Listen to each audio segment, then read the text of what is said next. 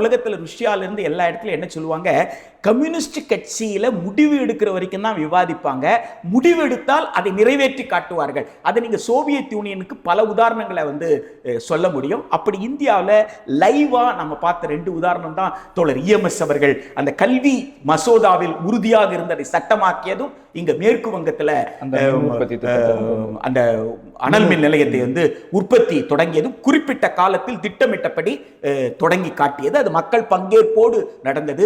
தமிழ்நாடு அரசு, தமிழ்நாடு முதலமைச்சர் இந்த வரலாற்றிலிருந்து பாடத்தை உள்வாங்க வேண்டும்.